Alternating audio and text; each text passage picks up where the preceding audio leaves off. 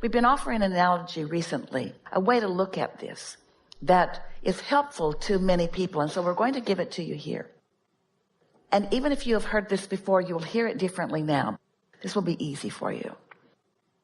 Imagine some subject like physical well-being, or like not enough money, or like whatever. And assign a stick to that subject.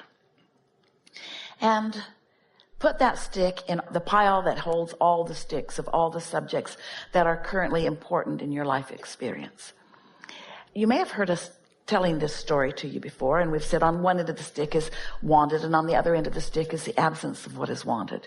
And then we've said to you sometimes, and it can be very effective, find a stick in the pile that you aren't having a problem with. And instead of focusing upon the stick that you're trying to solve the problem, focus upon one of the sticks in the pile that isn't a problem and focus on that. Well, that can be helpful to a certain extent. Esther does that all the time. She remembers one day when the neighbor's dog came into their then chicken yard and made a lot of trouble and hurt some chickens and even killed a chicken or two. And we said to Esther, focus on the chickens who are still alive. And she was really annoyed with us for a moment. But as soon as she turned her attention to the well-being that still existed instead of the trauma that had happened, she got the sense of what we were talking about. And it's sort of like focus on the chickens that are still alive in this stick pile. Focus upon the aspects of them that they feel the best to you. But today, we are going to modify that stick process in this way. Instead of putting the label on the stick, in the middle of the stick, meaning money, have it or don't, wellness, have it or don't, relationship, have it or don't, what is wanted or lack of it. Instead, let's put the label on this stick way down there on the physical, manifested way I'm used to looking at my physical life end of the stick. On that sort of practical, this is what's going on, this is what you said to me, this is what I didn't like that you said to me, this is what's happening. Put the label on that end of the stick. So on the end of the stick where you've written money, on the other end of the stick, you don't write more money, you write something that is an emotional thing, that is a step 5 thing, that is your inner being's point of view. And so instead of money, you would write something like freedom. Or instead of money, you would write something like flexibility. And because you're writing flexibility or freedom or autonomy or choices, then you don't challenge the other end of the stick and it's less likely to be active. And so you write awareness, you write well-being, you write all is well, you write ease and flow, you write understanding, you write collecting data, you write something that you can easily feel that doesn't activate the end of the stick that you want to deactivate. You see, this is the interesting thing about creating. When we ask you to tend to your point of attraction, what we're asking you to tend to is your vibration. We're asking you to tend to your vibration, which means we're asking you to tend to your relationship between you and your inner being, which means we're asking you to tend to your relationship between you and your inner being and everything you want, which your inner being is already focused upon. So, do you think that your inner being is focused upon, why don't I have enough money in my bank account? Or do you think your inner being is focused upon your physical autonomy, your physical balance and well-being, your physical all is wellness? And so what you're wanting to do is find the inner being end of the stick on these subjects. And when you find the inner being end of the stick, which is always general and it's always secure and it's always achievable and it's always attainable, we're not asking you to find the path of least resistance. We're asking you to find the path of no resistance. Oh, the path of no resistance. Because the path of least resistance, there's still resistance. And there's a pretty good chance that when you're finding the path of least resistance, you're going to find some resistance as you're looking for less resistance, but it's still some resistance. And sometimes looking for the path of least resistance leads you into a little bit more resistance, sometimes into a little bit of less resistance, a little less resistance. But it would take a long time for you on these subjects that really matter to you to stay focused long enough. And frankly, we love you so much, you don't have the time or the focus or the concentration power to stay focused upon that path of least resistance, if it's strong resistance, to get you very far. We love you very much. We don't want to hurt your feelings. But there is an easier path to this. The path of non-resistance is the path where your inner being already is. There's so much momentum already there. Your inner being has been practicing it in what terms you would call forever. Your inner being is non-resistant, and your inner being is aware of you, and your inner being is aware of everything that you want. Your inner being is aware of all of the cooperative components that are in your vortex. Your inner being knows who you are and feels who you are. And when we say tend to your point of attraction, we mean tend to your point of attraction where you are in perfect harmony with what you really want, with who you really are. You see what we're getting at? A while back, and Esther demonstrated it for friends the other day, we encouraged Esther to take a piece of paper and in one corner write something that was representative of good things she wants. And in the other corner of the paper, we asked her to put a symbol that was evidence or an indicator of things unwanted. And then we asked her to make herself a dot right in the middle of the bottom of the paper. And then we asked her to just begin daydreaming.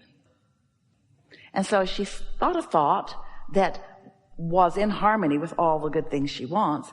We just began drawing a little line from where she was in that direction. And as she thought more, then more. And as she thought more, then more. But eventually, and quicker than she would want to admit, but it was perfect and fine, she got somewhere where she thought a thought that started to go off this way.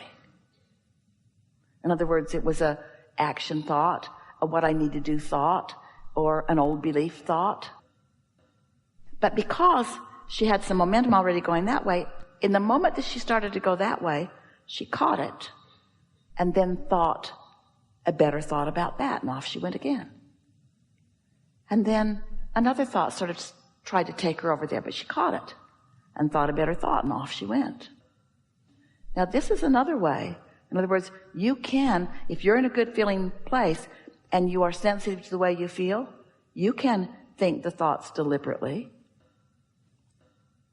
You could meditate and get tuned in, which would lead you to blissful thoughts. And then you could receive an idea that just feels really good, and for a moment in time, you could be right there. But what trips you up is you don't want to just be there in energy or in emotion. You want the manifestation. And in the moment that you begin the efforting, that's when you begin moving in the other direction. If we could convince you that everything you want is because you want to feel good in the having of it, then if you could let the feeling good be the singular intention that you have, not uplifting the world, not fixing things that are broken, not making the world a better place, but just having a really good time being the bright light that you are. Yeah? You've been studying about energy, and you're studying about vibration, and you're studying about receiving, and you're studying about focusing. The thing that is so interesting is that you get what you think about whether you want it or not. But sometimes something will happen and we hear you say, well, I wasn't thinking about that specific thing, so how did that specific thing come into my experience? Sometimes you are thinking about that specific thing and that specific thing comes. But what comes to you is the essence of what you are about. The essence of what your vibration is about.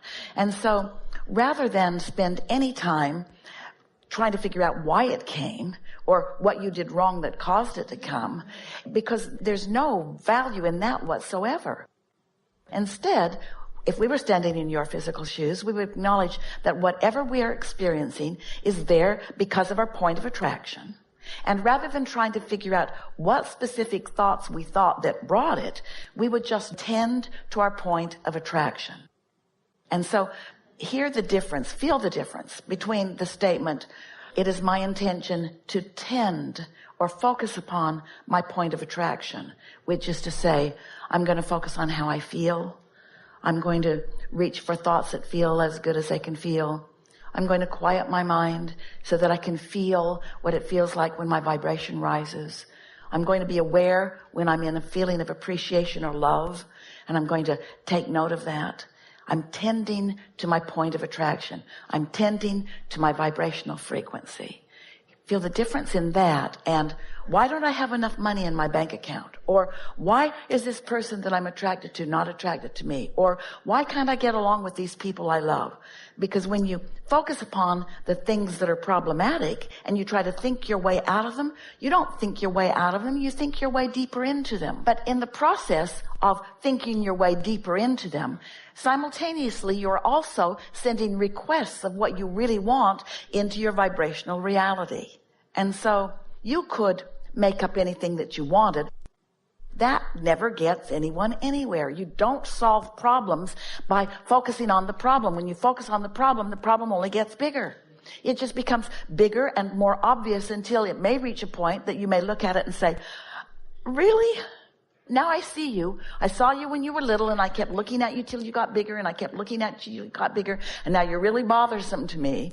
But somewhere along there, we want it to occur to you now, and it is more likely for that to happen to you now than ever before. We want you to realize, say the words to yourself, I cannot get there from here. I cannot get to the bottom of something. I cannot solve a problem by focusing on the problem. A lot of people, they can't solve the problem, so they go to a specialist and they tell the specialist about the problem. Spiritual specialist or physical specialist. In other words, let's focus on this problem. Let's focus on this problem. And what we really want you to do is focus upon the incredible power of non-resistant thought, which means when you get your eye off the problem and on something else, we're not for a moment asking you to discard those thoughts. It's wonderful to get an idea about what you want to do. So we're not suggesting for a moment that when those thoughts come, that you shouldn't pursue those thoughts. Satisfaction comes from one place and one place only. Having an idea of what you want and moving in the direction of it. All we're asking you to be more aware of is when you are being a dream killer to your own dream. That's all. Don't be practical about your dreams. Because when you're practical about them, you try to put pieces in that you don't have yet. You are practical. You are humans. And it's the thing that Esther is most focused upon not focusing upon these days. It's the thing that she's most focused upon not focusing upon. She wants to jump into action too soon because the dream doesn't feel like it's enough, but it is. The dream is enough. And if you can dream it and it's enough, and dream it and it's enough, and dream it and it's enough, and dream it, it's enough, it will demand things of you that you can't not give it, but they will be things that are in harmony with the dream. The impulse will be so strong that nothing could keep you from following that. And that's the difference between receiving the thought and trying to think it into place. Did you get that?